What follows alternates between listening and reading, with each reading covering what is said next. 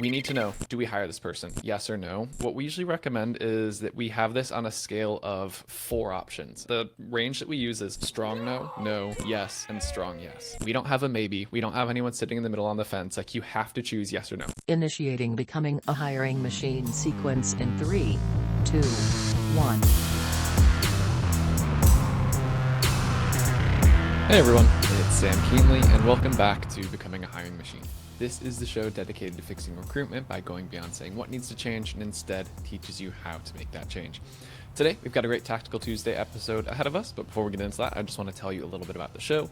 Essentially, we have shows within the show here. Some days we have interviews with industry thought leaders and others who are shaking up the space, while other days we cover things like trending topics.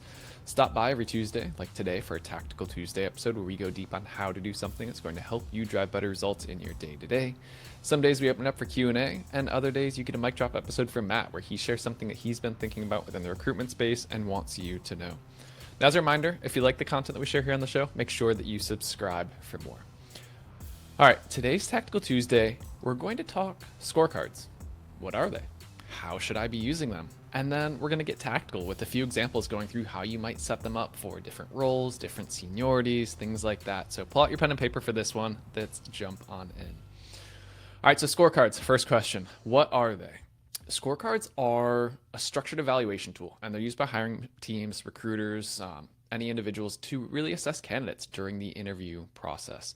Scorecards typically have a set of criteria that you are deeming is important for the role being filled. It's pretty straightforward there. And then each criteria might be specific things like behaviors, skills, qualities, so on and so forth, that the interviewing team is going to evaluate. So next, how do I use them as a recruiter? During the interview, the interviewer or interviewers will rate the candidate's performance on each of the criteria that you've marked as ones being worthy, and you're going to use a standard 1 to 5 star scale.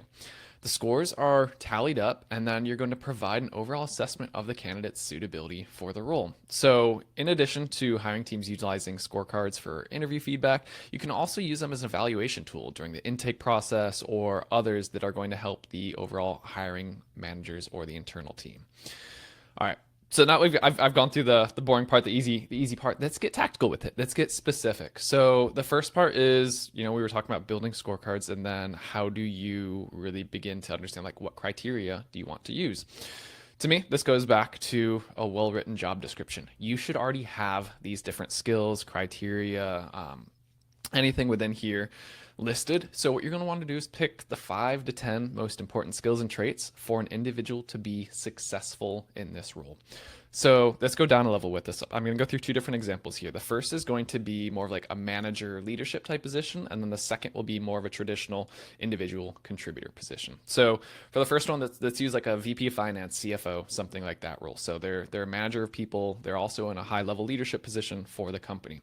So some of the things that I might use here in the ratings would be overall just like, I'd call it leadership. Another one would be strategy.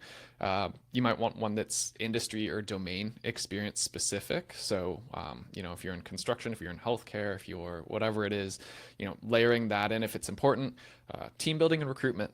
It's always important for every company, no matter what they say at the end of the day. And then you can also, keep going a little bit further down from the well-written JD.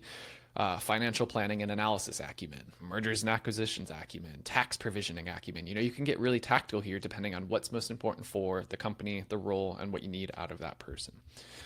If we switch over to more of call it like a junior level, an IC, individual contributor type position, let's go with a social media marketer. That's an easy one to understand. So I'd probably look at some specific things with the platforms that they use. So I might call it LinkedIn platform acumen, Facebook platform acumen, TikTok, YouTube. Insert some of those there that they're going to be in and day out. Copywriting skills. So they're going to be writing a lot. Do they have the ability to write well? Graphics and design experience if they have to create visuals to go along with things, or video and editing experience if they're going to be creating videos for the platforms. Those are things that I would look at there. And then with an IC, I'd also include growth mindset. You definitely want to get people who are going to be coming in wanting to learn, hungry to learn more. And I would honestly, that would be a big deciding factor in me in this type of position. So once you get those different skills traits mapped out, what you then also want to have underneath that is something just like at the end of the day, just the too long didn't read, the TLDR. We need to know, do we hire this person? Yes or no? And what we usually recommend is that we have this on a scale of 4 options, not 5. and I'll explain why. The range that we use is strong no, no, yes, and strong yes. We don't have a maybe. We don't have anyone sitting in the middle on the fence. Like, you have to choose yes or no. Would you hire this someone? Yes or no. Ideally, should be in the strong yes. But again, you can rate people all along this, and this is going to help you look at a number of different skills that we were talking about before, the 5-star ratings, and then also just the overall recommendation. These are different things that you can weigh in as you make this decision.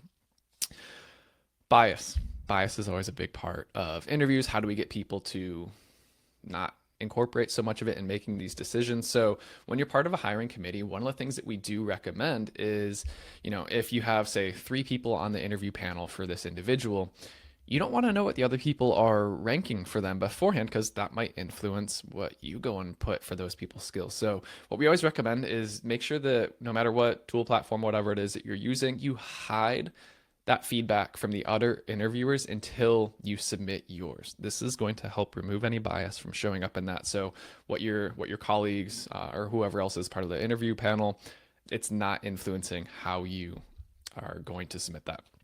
All right, and I'll call it one final parting thought. We were talking about hard skills. We were talking about traits, things that they might want to have as part of their past experience. I would also say do not be scared to include soft skills in these as well, because it's going to, 1, help lead to great discussion with the hiring team, and 2, it's going to put more data behind why are some interviewers drawn more towards or away from candidates. So a couple that I might think of here is just like, how well can they communicate? Is it clear? Is it concise? Charisma, that's a big thing, especially in sales or customer success, or other positions where you're very much interacting with people. You're going to want someone who has good people skills. People like working with them, and this is something you kind of feel, and that's always a fun one to see. How do different people rank that for the individual?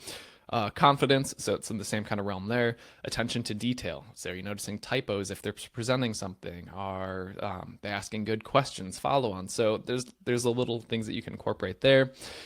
Empathy, you can pick up on this pretty quickly. And then one final one that I was like, I kind of hinted at it earlier, is I'll call it like ego, or openness to learning, to wanting to not be so much caught up in like, I have to be right, but what's best for me, what's best for the company, how can I learn? So that's also something that I look for in anyone that we're ever interviewing or might want to have as part of our team.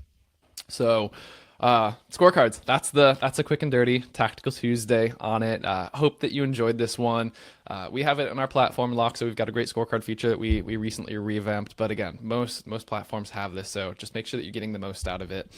And as we wrap, Becoming a Hiring Machine is a production of Loxo. If you like this episode but you're not sure where to go next, we've got a link to a similar one in the show notes, and you can find those in the description of your favorite podcast streaming platform. Full video episodes are available on YouTube. If you have questions, send them to us, podcast@loxo.co. And lastly, my final request, if you enjoyed this episode, make sure to just leave us a quick rating in your podcast streaming platform. It's only going to take you 3 seconds, but it's going to help other recruiters like you to find us. So all right, everyone, that's the show. That was another Tactical Tuesday. Until next time, bye y'all.